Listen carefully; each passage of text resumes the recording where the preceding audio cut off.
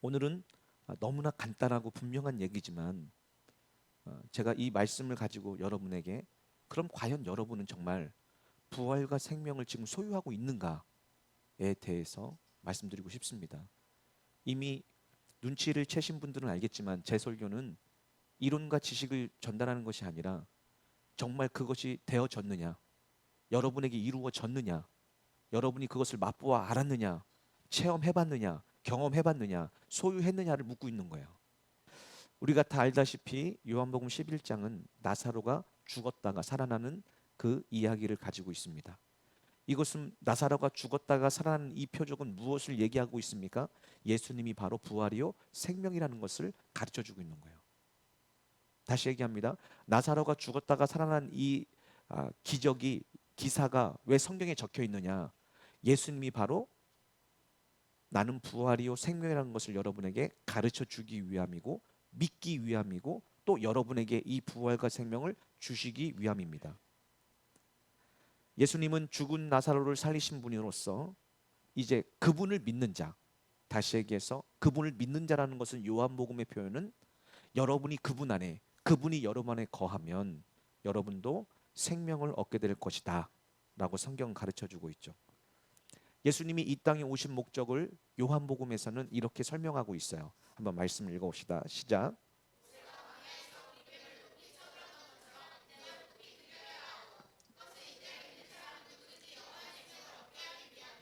아멘. 예수님이 이 땅에 오신 목적이 무엇입니까? 모세가 광야에서 구리뱀을 높이 쳐든 것처럼 예수님도 십자가에 달려서 세워지기 위해서예요. 왜? 그래야 그것을 바라보는 자마다 살 수 있기 때문에 그렇습니다. 그러면 예수님이 왜 십자가에 달려서 높이 세워져야 됩니까? 그것은 예수님을 믿는 사람은 누구든지 영생을 얻게 하기 위함입니다.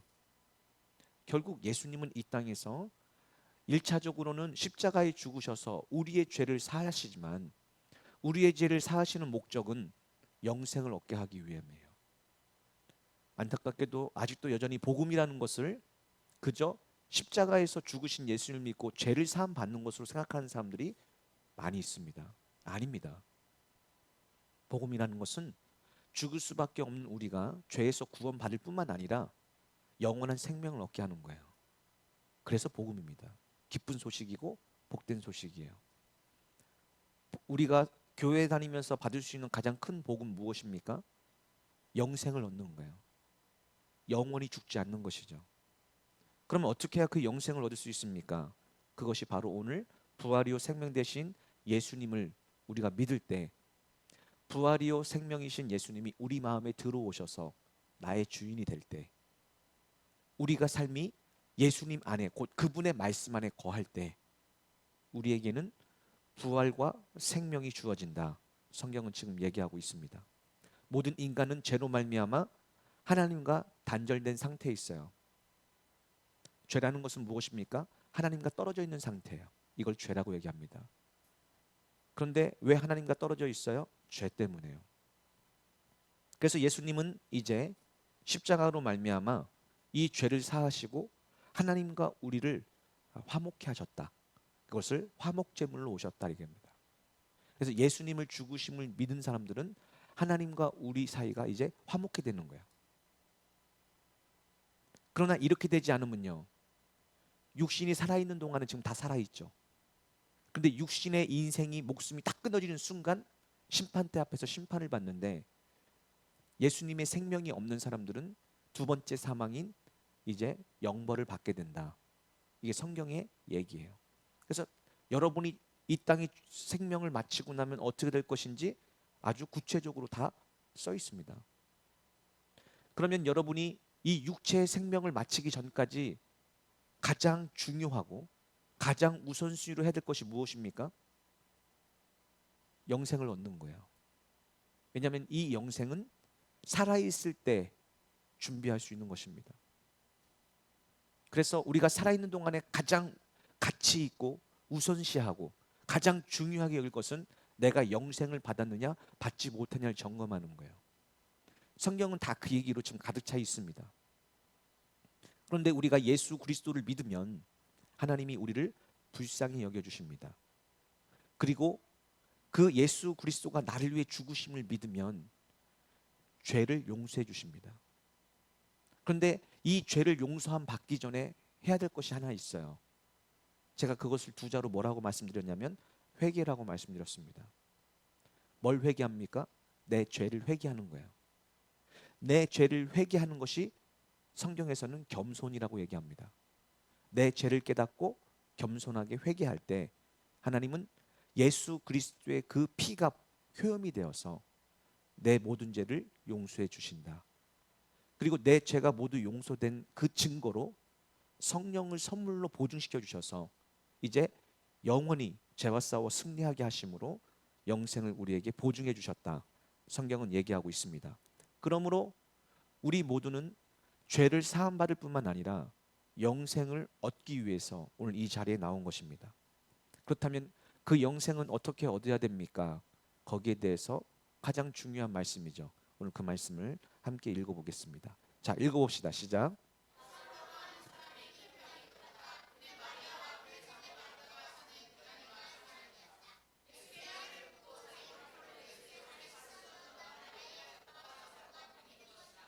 아멘. 나사로라는 사람이 큰 병, 곧 죽을 병에 걸렸습니다. 그 나사로는 우리가 잘 알고 있는 마르다, 마리아, 또 그 오빠, 이 삼남매를 지금 가르치고 있어요. 이제 나사로가 죽게 되었을 때 두 자매가 예수님께 전가를 보냅니다. 주님, 주님이 아끼는 사람이 병들었습니다. 개역개정에서는 당신이 사랑하는 자가 병들었습니다. 이렇게 얘기하죠. 이 말을 전해 듣고 예수님이 뭐라고 하느냐? 그의 병은 죽을 병이 아니요, 오히려 그의 병을 통해 하나님의 아들이 영광을 받고 또 그 일을 통해 하나님의 영광을 드러내기 위한 것입니다. 그렇죠. 이것은 조금 깊게 생각해보면 이런 거예요. 예수 믿는 사람들도 병에 걸릴 수 있습니다. 그런데 우리가 그 병 가운데서도 하나님을 믿으면 그 병은 어떤 병이 될까요? 하나님께 영광을 돌리는 병이 될 줄 믿습니다. 그것을 의미하고 있어요. 그래서 여러분이 믿고 있다면, 하나님을 신뢰하고 있다면 앞으로 어떤 질병과 문제가 와도 이 말씀을 기억하십시오. 나는 이 병을 통해서, 나는 이 문제를 통해서 하나님께 영광을 돌리리라. 뭐 하면요? 믿음은요. 이따가 주님이 그렇게 말씀하시죠. 내 말이 내가 믿으면 하나님의 영광을 보리라 하지 아니하였느냐. 결국 믿는 자들에게는 그 모든 것이 하나님께 영광이 되는 것입니다. 그래서 두려움이 없는 것이죠. 문제는 무엇이냐? 그런 일을 만났을 때 믿음이 없다는 것이 드러나는 거예요. 믿음이 없으니까 어떻게 합니까? 걱정하고 염려하는 것이죠. 바라기는 여기 있는 모든 성도들은 이제 앞으로 여러분 삶에 어떤 질병이 찾아오든지 어떤 문제가 찾아오든지 두려워하는 것이 아니라 내가 이 시험을 통해서, 이 문제를 통해서 하나님께 영광을 돌리리라 하고 믿음을 가지시는 믿음의 성도가 되시기를 간절히 축복합니다. 자, 예수님 어떻게 하셨을까요? 성경에 이렇게 얘기합니다. 읽어봅시다. 시작.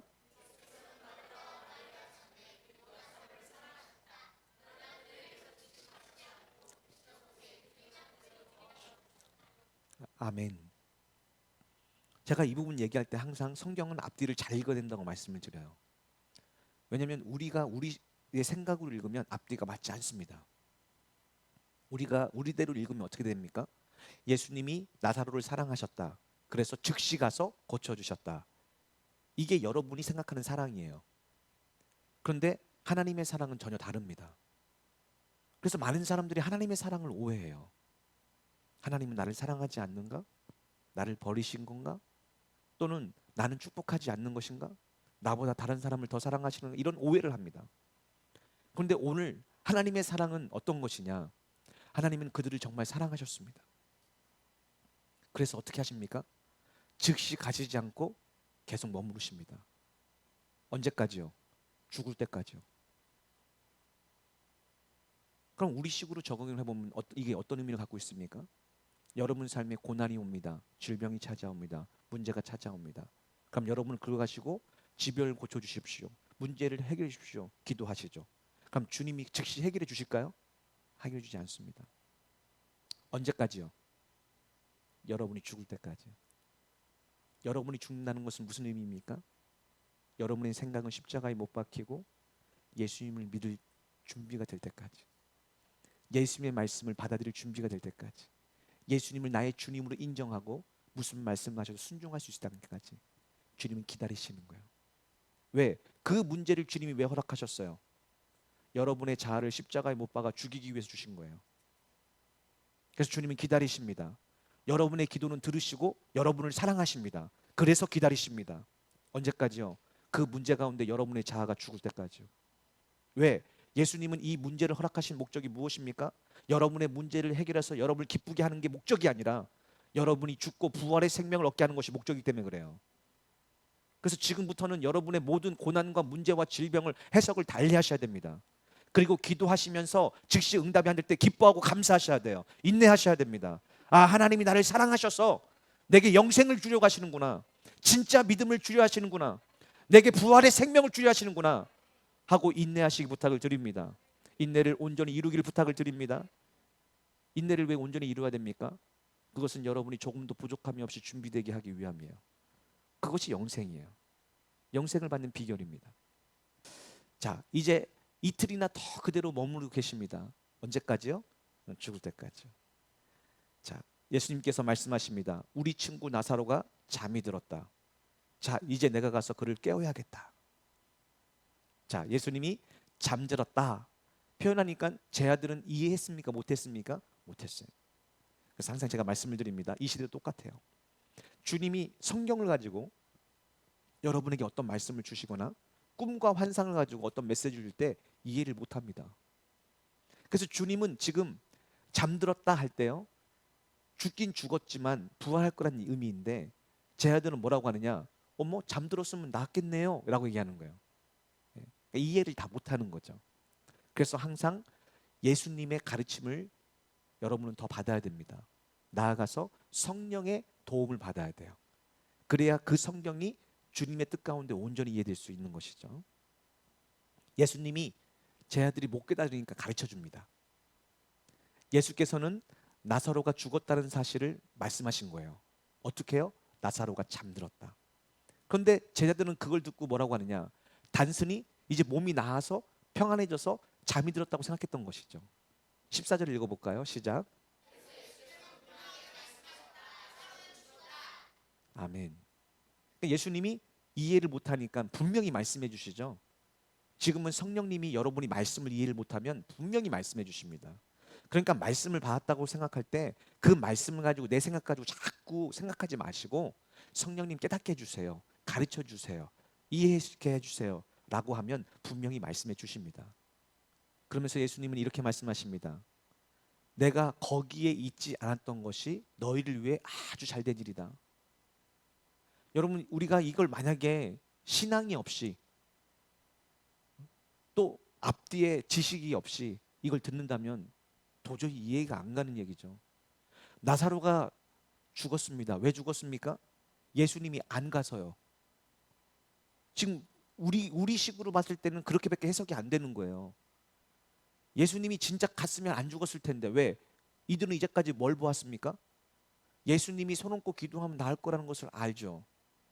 그런데 뭐는 몰라요? 예수님이 부활이고 생명이라는 것은 모릅니다. 그러니까 지금 예수님은 어떻게 하냐? 나는 치료하는 것에 목적이 있는 것이 아니라 부활과 생명이야 라는 것을 이제 더 깊은 차원에서 보여주시기 위한 것이죠. 그러려면 나사로가 어떻게 돼야 돼요? 죽어야 돼요. 그러니까 여러분의 신앙이 진짜 열매를 맺을 때는 언제냐? 죽어야 됩니다. 그때는 굉장히 큰 환난과 어려움 속에서도 주님이 마치 침묵하시고 내 곁에 없는 것 같고 마치 나의 기도를 안 듣는 것 같고 마치 내가 믿음이 없는 것처럼 느껴져요. 왜? 내가 죽어야 그제서야 부활과 생명을 경험할 수 있어요. 그 전까지는요, 우리 대부분은 문제 해결과 치유에만 목적이 있는 거예요. 주님은 여러분의 믿음이 연약할 때는 그걸 들어주십니다. 그러나 이제 여러분이 이제 거듭나서 부활과 생명을 얻어야 될 때에는요, 그거 안 들어주십니다. 왜? 부활과 생명을 주시기 위해서요. 그러면서 이렇게 말씀하십니다. 그래야 너희가 믿을 수 있기 때문에 그렇다. 뭘요? 부활과 생명을요. 제 아들은 지금까지 뭐만 믿고 있어요? 치유하시는 예수님. 이것만 믿고 있는 거예요. 이제는요, 죽은 자를 살리시며 부활과 생명이신 예수님을 믿게 하시는 거예요. 하시는 것입니다. 예. 디두모는 여기서 도마라고 하는 디두모는 또 엉뚱한 얘기를 합니다. 여러분, 우리도 주와 함께 죽으러 갑시다. 왜 그러냐? 지금 예수님은 죽으러 올라가시는 거거든요. 그리고 요한복음 내용상으로 이게 마지막 기적이에요. 그리고 그 다음에는 이제 고별 인사를 하고 죽으십니다. 지금 이 나사로가 있는 베다니로 간다는 것은 무슨 의미냐? 죽으러 예루살렘에 올라가시는 과정에 있는 거예요. 그러니까 이 얘기를 지금 하고 있고 예언적인 것입니다. 도마가 한 말처럼 우리는 교회에 나오고 세상으로 나갈 때 뭐하러 가야 됩니까? 네, 죽으러 가야 돼요. 주와 함께 죽으러 가야 됩니다. 왜 그렇습니까? 주와 함께 죽을 때 주와 함께 부활의 생명을 얻게 되기 때문입니다. 이 시대에 왜 많은 사람들이 거듭나지 못합니까? 이 시대에 많은 사람들이 왜 생명을 얻지 못합니까? 예수님 믿고 예수님 때문에 내가 죄사함 받았다는 것을 믿지만 왜 거듭나 부활의 영광은 참여하지 못합니까? 죽지 않기 때문이에요. 그러니까 여러분 죽어야 삽니다. 그래서 여러분 먼저 죽는 말씀을 들으셔야 돼요. 회개의 복음을 들으셔야 돼요. 그래야 주님이 여러분을 살리십니다. 예, 이게 진짜 복음이에요. 그런데 이 죽는다는 메시지는 결코 좋은 메시지가 아닙니다. 듣기 쉽지 않아요. 이제 예수님은 일부러 고의적으로 나사로가 죽을 때까지 기다린 후에 죽는다는 소식을 듣고 갑니다. 가요. 예수께서 제자들과 함께 베다니로 도착해 보니 나사로가 이미 무덤에 묻힌 지 사흘이나 되었습니다. 그러면서 뭐라고 하느냐? 베다니 마을은 예루살렘에 대략 오리가 조금 넘는 가운데 있는데 보십시오. 그러니까 베다니로 지금 가시는데 실질적으로 목적지가 어디예요? 예, 예루살렘이에요. 예루살렘이에요. 그러면서 지금 뭘 표현하고 있습니까? 예수님은 지금 죽으시러 가시는데 죽음에서 끝나는 것이 아니라 죽으시면 반드시 뭐 하신다는 거예요? 예, 부활하신다는 거예요. 예, 그걸 지금 얘기하고 있는 거라고요. 마지막 부분에요. 그러니까 성경은 그렇게 이야기를 가지고 있습니다. 거리가 굉장히 가깝다는 얘기를 지금 표현하고 있는 거예요. 자, 가보니까 이제 유대인들이 문상을 와서 예, 이제 위로하고 있습니다. 그리고 예수님께서 오신다는 말을 듣고 마르다가 마중을 나오고 마리아는 집에 있습니다. 마르다가 말합니다. 마르다가 말한 거 주님 읽어볼까요? 시작.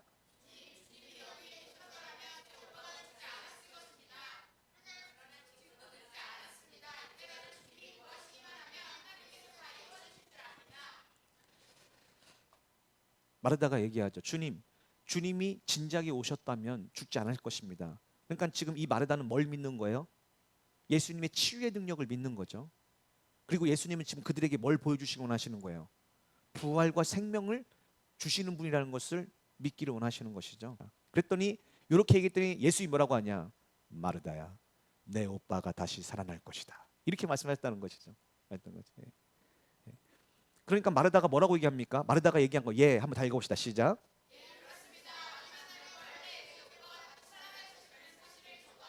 아멘. 이게 바로 구약을 믿고 있는 유대인식의 사상이에요. 그러니까 이 시대에는 다 유대인들이니까 예수님은 유대인에게 복음을 전했거든요. 그러니까 그들은 다 예수님을 메시아로 믿지만 그들의 기초적인 사상은 어디냐? 구약이에요. 구약. 신약이 아닙니다. 그래서 유대인들은 뭘 믿었느냐? 마지막 날에 부활을 믿었습니다. 그러니까 그는 그렇게 고백을 하는 거예요.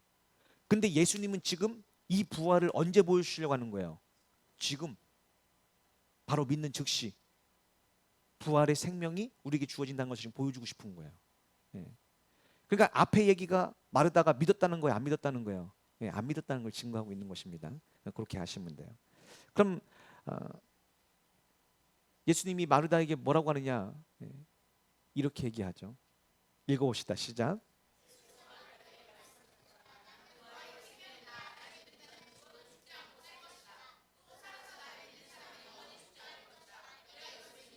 아멘.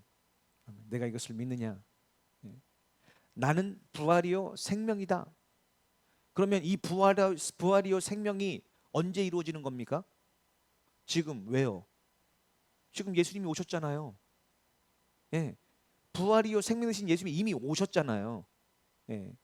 그들은 메시아가 오면 부활될 거라고 믿었는데 그 메시아가 지금 왔잖아요. 예. 그것을 지금 얘기하고 있는 거예요. 그러면서 뭐라고 합니까? 또 나를 믿는 자는 죽어도 죽지 않고 살 것이다. 또 살아서 믿는 자는 영원히 죽지 않을 것이다.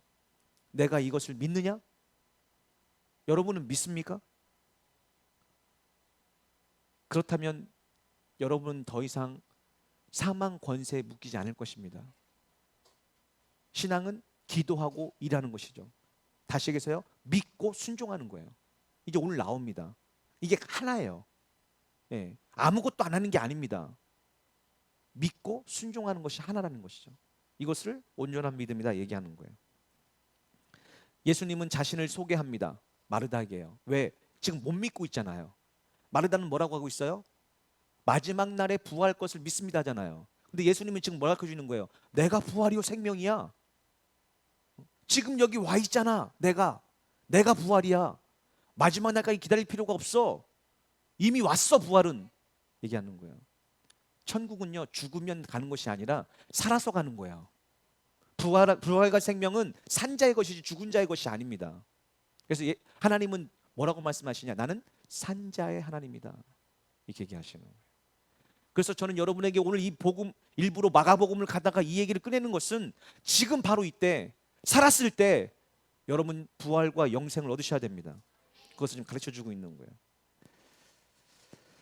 그러니까 이 말씀을 나는 부활이요 생명이다. 나를 믿는 자는 죽어도 살겠고 살아서 믿는 자는 결코 죽지 않을 것이니 내가 이것을 믿냐 하니까 마르다가 어떤 대답을 하느냐? 이런 대답을 합니다. 읽어봅시다. 시작.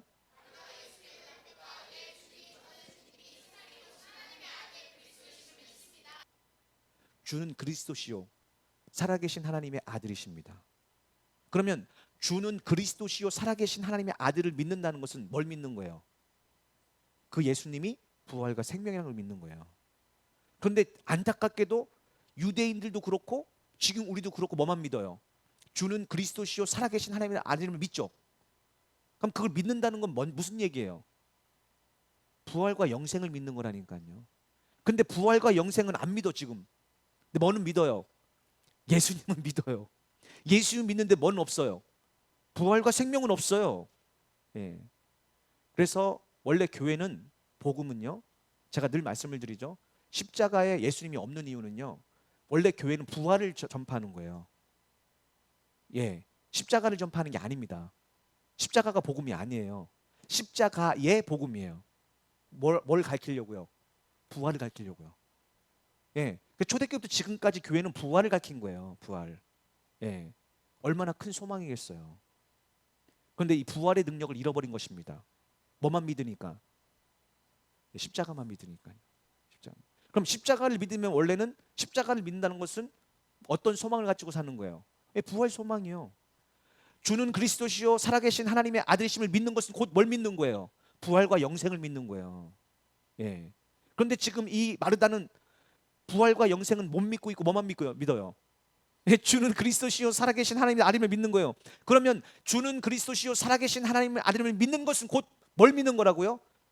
예, 예수님은 부활이요 생명이심을 믿는 거예요. 예, 이해하셨습니까? 지금 그걸 얘기하고 있는 거예요. 이 구절이요. 자, 그러면서 이제 나아갑니다. 예수님께서 물으시죠. 중간을 또 생략했습니다. 시간이 없는 관계로. 나사로를 어디에 두었어? 라고 물어보니까 와서 보십시오 하고 주님을 모시죠. 그때 주님이 뭐 하십니까? 눈물을 흘리세요. 그 찬양 가사에 이런 얘기가 있죠. 주님도 때로는 눈물도 흘리셨네. 이렇게 나오죠. 흘리셨어요. 주석서에서는 이렇게 얘기합니다. 예수님은 나사로의 무덤을 보신 즉시 사망의 권세 아래 놓인 인간들의 연약함과 또 슬퍼하는 모습과 또 사랑하는 자가 죽은 걸 보고 매우 가슴이 아파하시면서 우셨다. 이렇게 하고 있습니다. 그랬더니 이 눈물을 예수님께서 흘리는 걸 보시고 사람들의 반응이 이래요. 유대인들이 문상을 와서 수군거립니다. 저분이 나사로를 무척 아끼고 사랑했던 모양이요. 그렇죠. 예수님은 지금도 우리를 위해 기도하고 계신데요. 하나님 우편에서요. 왜? 우리를 사랑하시기 때문에 그렇죠. 그런데 어떤 사람들은 또 뭐라고 하느냐? 빈정거립니다. 맹인의 눈도 뜨게 한다는 사람이 나사로는 죽지 않게 할 수 없더냐? 라고 얘기하는 거죠. 이게 바로 예수님을 만난 경험한 사람들의 두 가지 부류예요. 여러분은 예수님이 사랑하는 자가 되길 축복합니다. 그래야 예수님의 구원과 영생을 받을 수 있어요. 그래서 예수님은 침통한 마음으로 나사로의 무덤에 가셔서 말씀하십니다. 저 돌을 치우시오. 그러니까 마르다가 여전히 지금 예수님이 가르쳐줬는데 불구하고 아무것도 이해를 못하니까 뭐라고 얘기합니까? 오빠가 죽은 지 나흘이나 되었으니 지금쯤 냄새가 날 것입니다. 이 마르다는 그렇게 예수님이 나는 부활이요 생명이라고 가르쳐줬는데도, 살아서 나를 믿는 자는 영원히 죽지 않는 것을 내가 믿느냐 했는데도 여전히 지금 못 믿고 있다는 것을 지금 증언하고 있습니다. 증언하고 있어요. 예. 그러니까 예수님이 뭐라고 하느냐, 다시 읽어봅시다. 시작.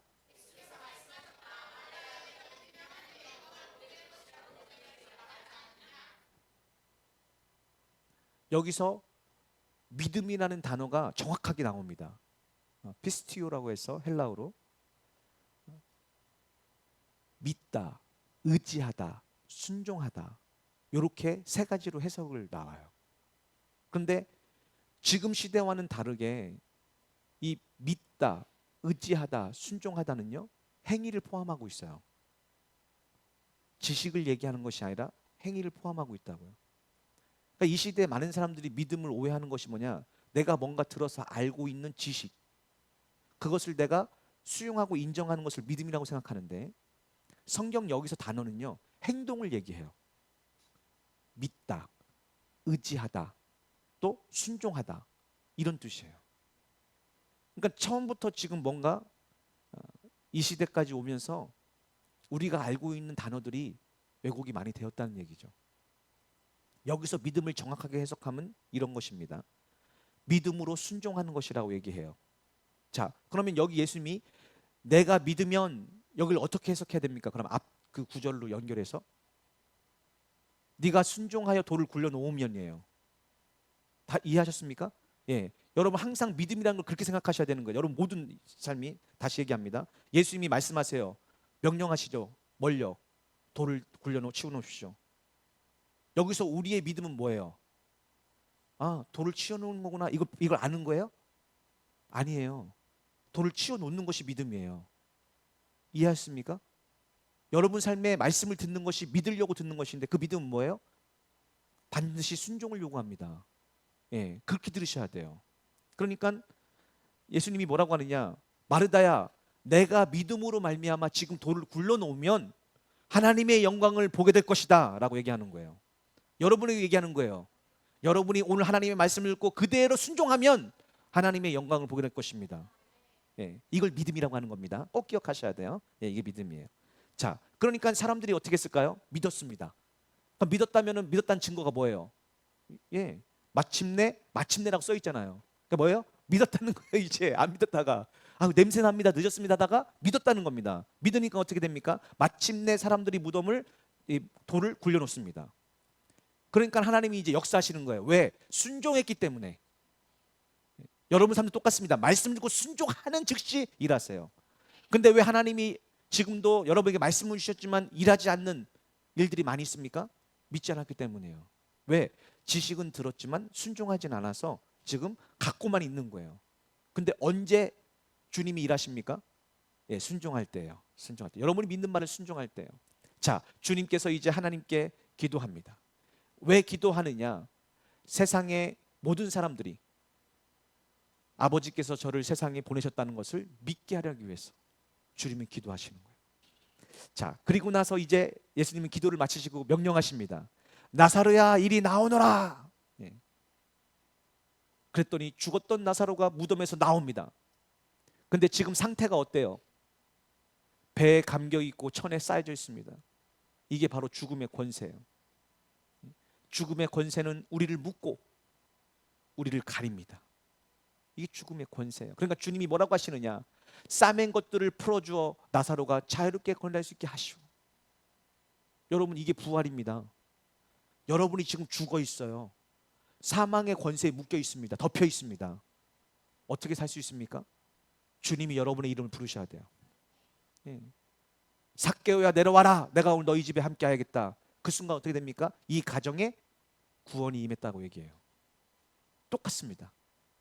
오늘 나사로야 이리 나오라 하고 이름을 불러주시는 거예요. 그런데 우리를 지금 부르셨는데 우리는 지금 어떤 상태예요? 사망의 권세가 꽁꽁꽁 묶고 있는 상태입니다. 근데 주님은요, 그 사망의 권세를 풀어주십니다. 뭐 하시려고요? 자유롭게 걸어다닐 수 있게 하시려고요. 이제 사망의 권세에 묶여 사는 자들이 아니라 주님이 주신 자유를 가지고 사랑하며 살게 하기 위해서 여러분을 자유케 하시는 것입니다. 이게 바로 예수님이 이 나사로 기적을 통해서 우리에게 보여주시자는 것이고, 나사로처럼 예수님이 죽었다가 부활하신 이 사건을 통해서 주님은 사망의 권세를 깨트리시고 우리를 불러주시고 우리를 묶고 있는 사망의 권세를 풀어주시고 자유케 하셔서 이후의 삶은 믿음 안에서 하나님을 사랑하고 이웃을 사랑하는 그런 믿음으로 살 수 있도록 우리를 인도해 주신다. 이것이 오늘 이 말씀의 가장 결론입니다. 자, 그래서 이제 이 하나님의 영광을 보여줄 때 우리 삶에는 두 가지의 결론이 생기죠. 마지막으로 읽어봅시다. 시작.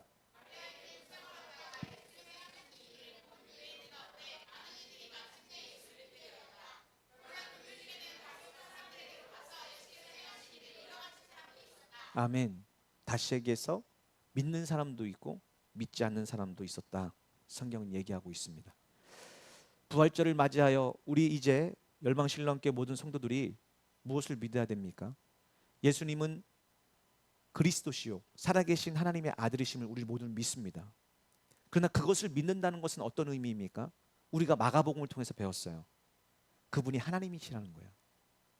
그분이 모든 말씀으로 피조물을 창조하시고 다스리고 통치하는 분이심을 믿어야 됩니다. 나아가서 우리 인생의 생사화복을 결정하시는 분이시는 것을 믿으셔야 됩니다. 그걸 믿으라는 거예요.